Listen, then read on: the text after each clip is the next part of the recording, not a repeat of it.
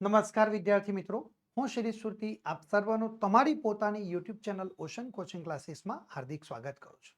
વિદ્યાર્થી મિત્રો, તમે જેની ખૂબ જ આતુરતાપૂર્વક રાહ જોઈ રહ્યા છો એ ધોરણ 12નું 2024ના વર્ષનું જે ગાલા અસાઇનમેન્ટ બુક છે વાણિજ્ય પ્રવાહ, એ સરસ મજાનું નવા રૂપ, રંગ અને ડિઝાઇન સાથે તમારા માટે આવી ચૂક્યું છે.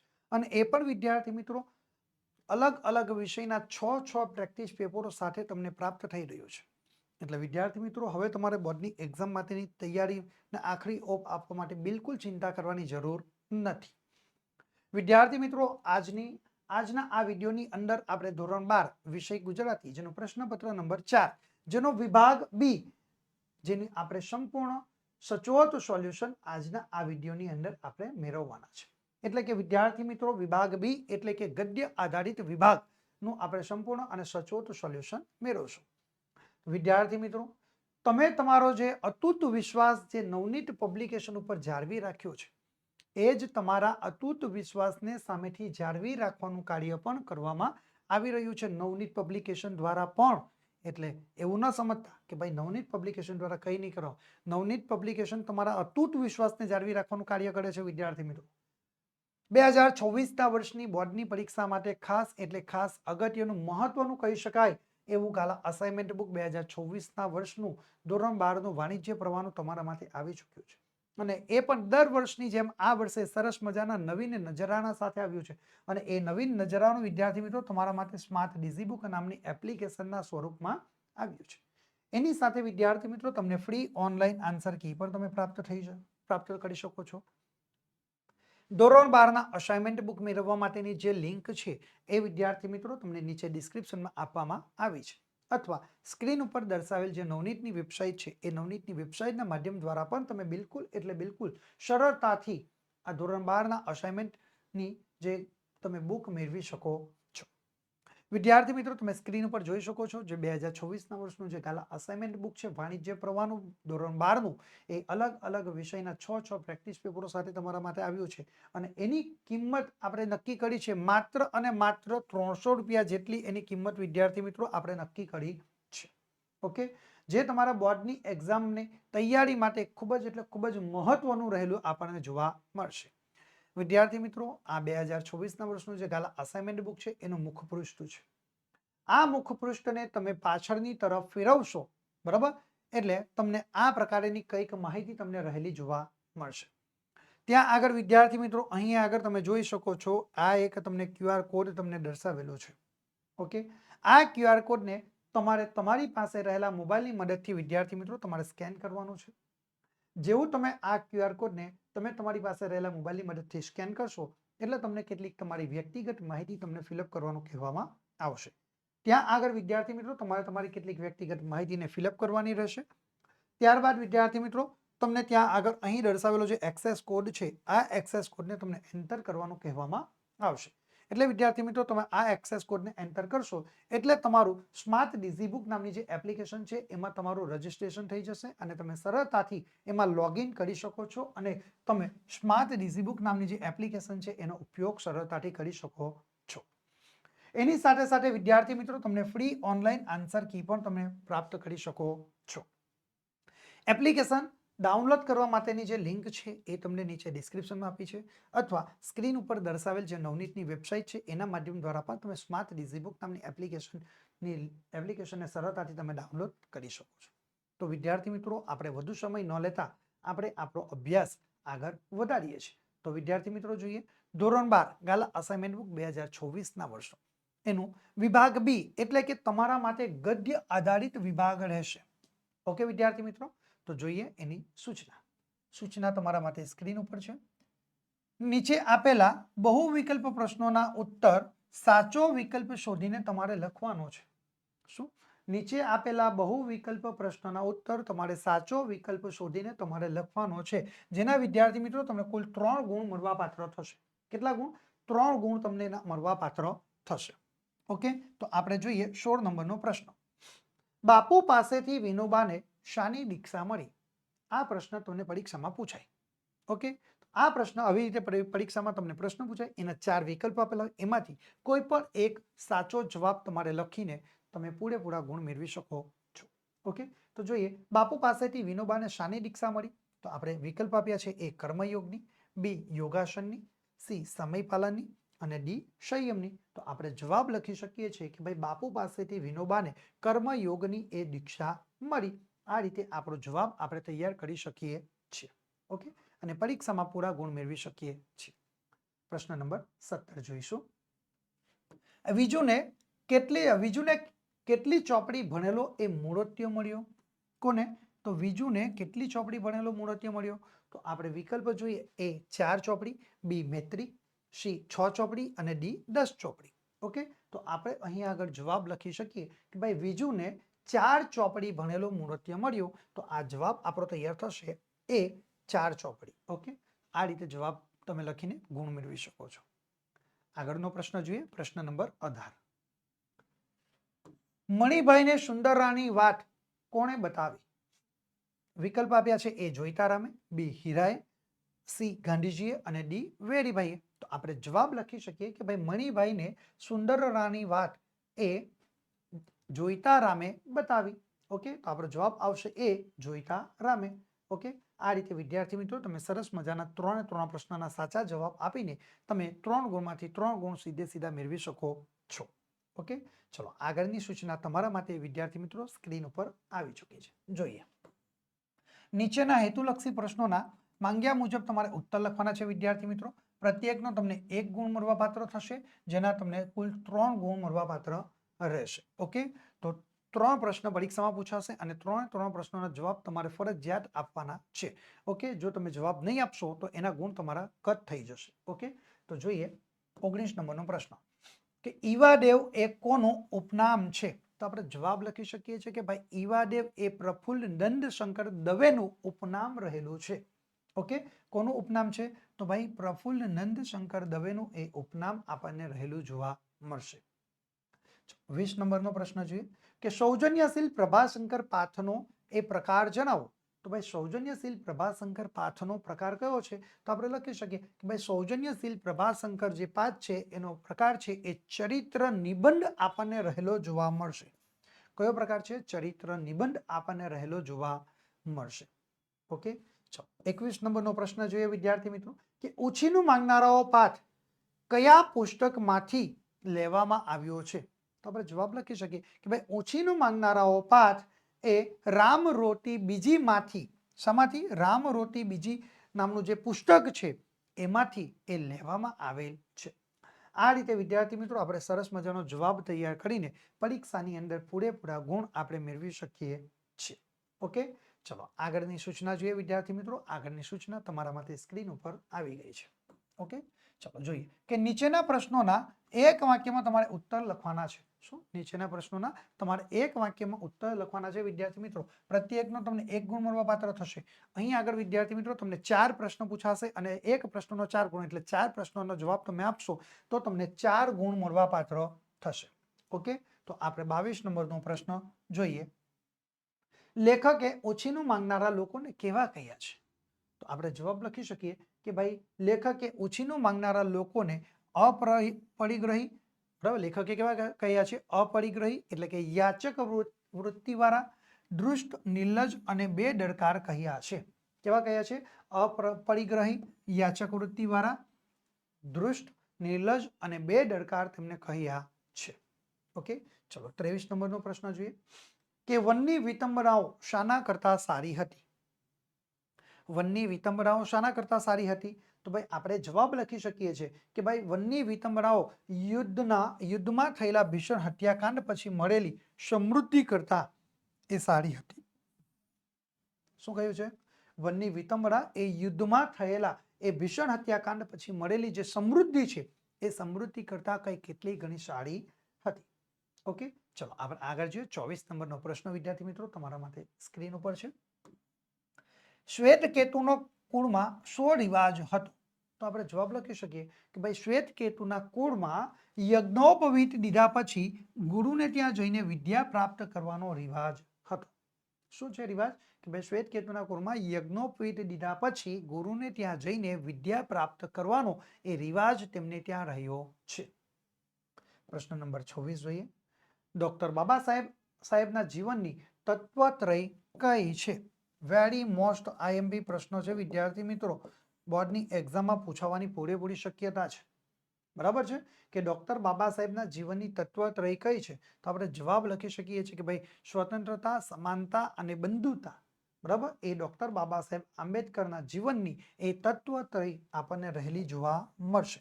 કઈ? સ્વતંત્રતા, સમાનતા અને બંધુતા એ ડોક્ટર બાબા સાહેબના જીવનની એ તત્વત્રય રહેલી આપણને જોવા મળે છે.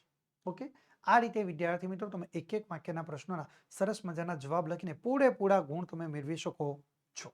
ઓકે, ચલો આપણે આગળની સૂચના જોઈએ વિદ્યાર્થી મિત્રો, એ તમારા માટે સ્ક્રીન ઉપર છે.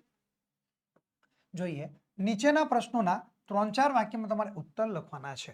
ઓકે, હવે જો સૂચના ધ્યાનથી જો 3-4 વાક્યમાં તમારે પ્રશ્નોના જવાબ લખવાના છે. જો કોઈ પણ 3 એટલે કે તમને અહીં આગળ વિદ્યાર્થી મિત્રો વિકલ્પો પ્રાપ્ત થશે. 4 પ્રશ્નો આપેલા હશે, 4 માંથી તમારે કોઈ પણ 3 જવાબ તમારે લખવાના.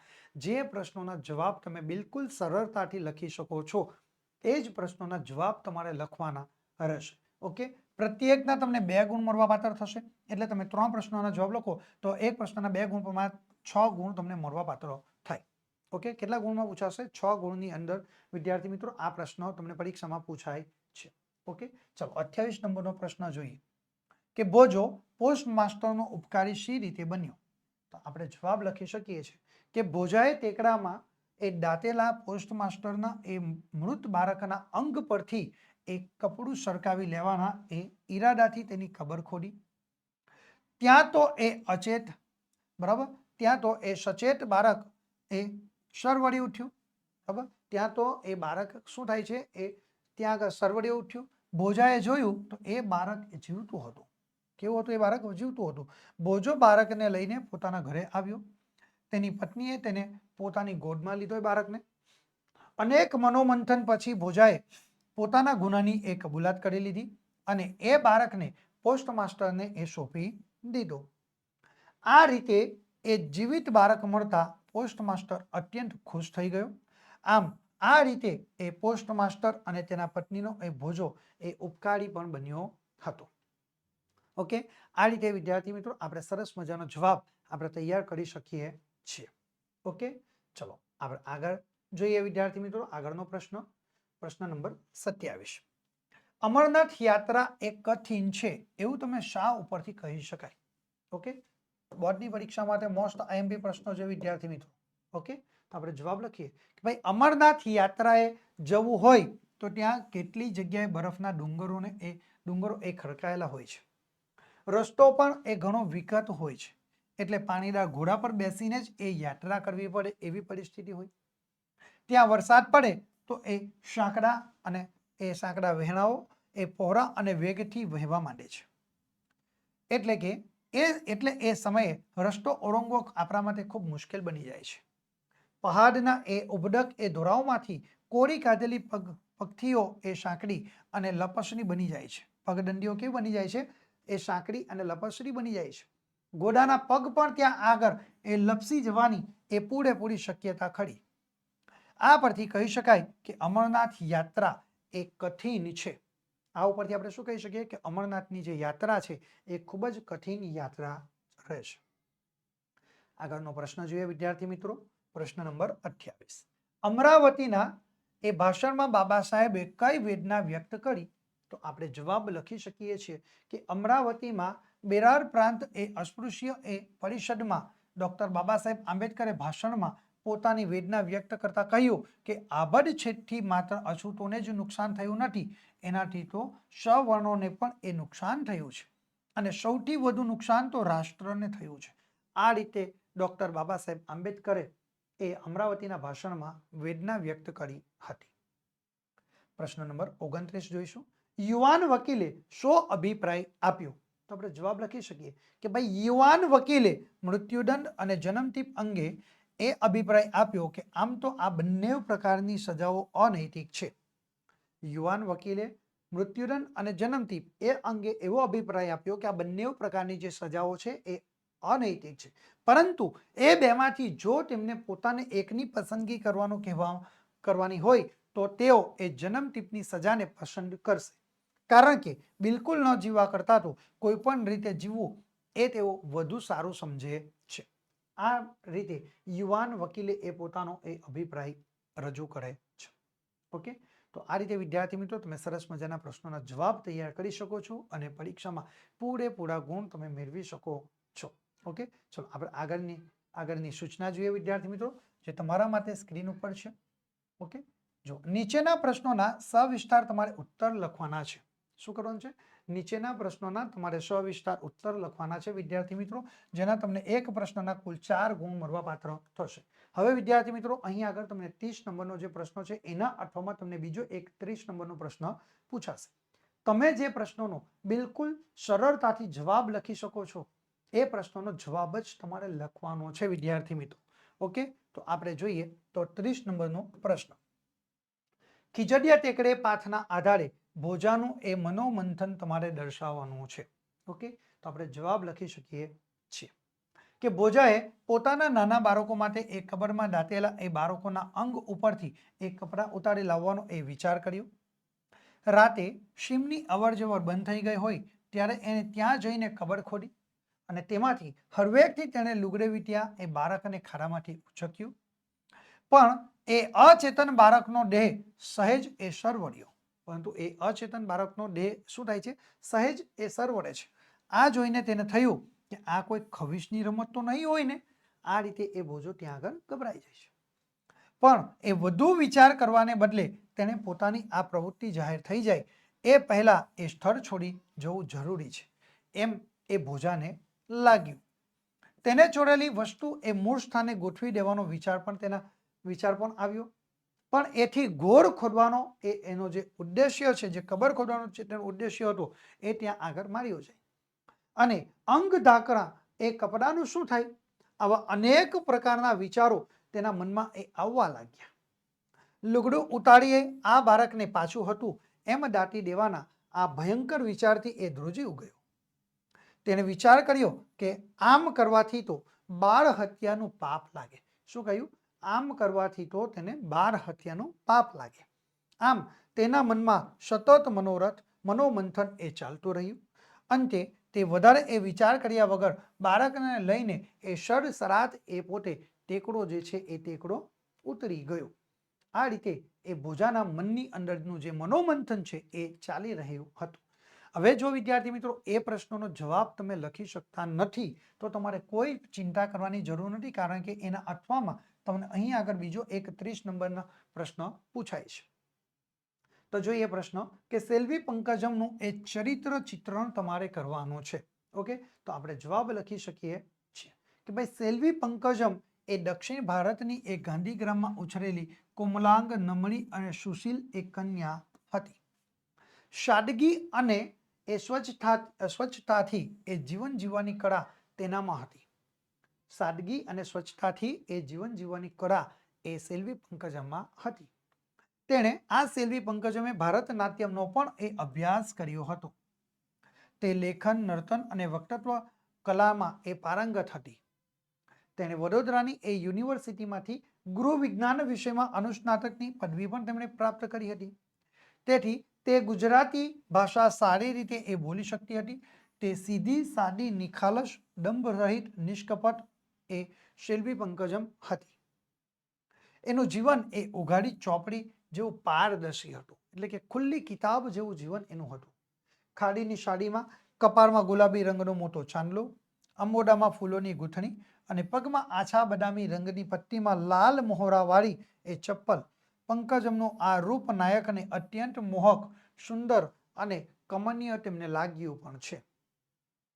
તેના ગુણસભર મોહક વ્યક્તિત્વને કારણે જ એ સંસ્થાની એ રચયિતા અમ્માએ તેનું નામ એ પંકજમ રાખ્યું હતું. એ સાચા અર્થમાં કાદવનું કમર હતી. એનું સૌને એ મોટામાં મોટું એ ગર્વ પણ હતું. આ રીતે વિદ્યાર્થી મિત્રો આપણે સરસ મજાનો ત્યાં આગળ લખી શકીએ અને છેલ્લે પેરેગ્રાફ પાડીને આપણે લખવાનું કે પંકજમ સાથેના સંવાદમાં તેના નિર્મળ હૃદયની છબી એ તરી આવતી હતી.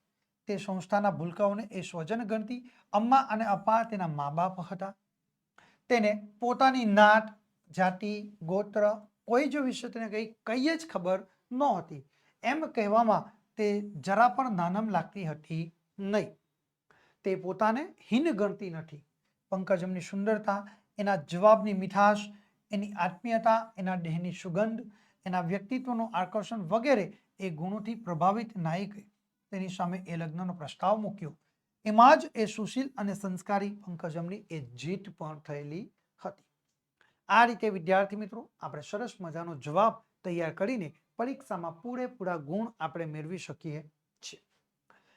વિદ્યાર્થી મિત્રો 2026ના વર્ષનું ધોરણ 12નું જે વાણિજ્ય પ્રવાહનું ગાલા અસાઇનમેન્ટ બુકનું આવી ચૂકી છે એના તમામ વિષયના તમામ પ્રશ્નપત્રના સંપૂર્ણ અને સચોટ સોલ્યુશન જો તમે મેળવવા માંગતા હો તો અત્યારે જ તમે અમારા મોબાઈલ નંબરનો સંપર્ક કરી શકો છો.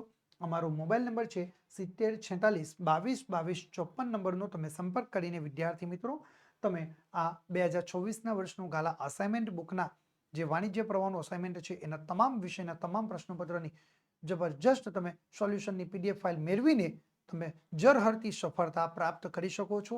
જે વિદ્યાર્થીએ બોર્ડની પરીક્ષામાં A1નો ટાર્ગેટ રાખ્યો છે એવા તમામ વિદ્યાર્થીઓ માટે ગાલા અસાઇનમેન્ટ બુકના તમામ વિષયના તમામ પ્રશ્નપત્રોના સોલ્યુશનો ખૂબ જ એટલે ખૂબ જ મદદરૂપ થવાના છે. તો વિદ્યાર્થી મિત્રો ફટાફટ તમે ખરીદી કરી લેજો, કારણ કે તમને એકાઉન્ટ વિષય, સ્ટેટ વિષય, BA વિષય, ઇકોનોમિક્સ વિષય, SPCC વિષય, ગુજરાતી વિષય અને અંગ્રેજી વિષય આ 7 વિષયના તમને તમામ વિષયના તમામ પ્રશ્નપત્રોના સોલ્યુશનની PDF ફાઇલ પ્રાપ્ત કરી શકો છો.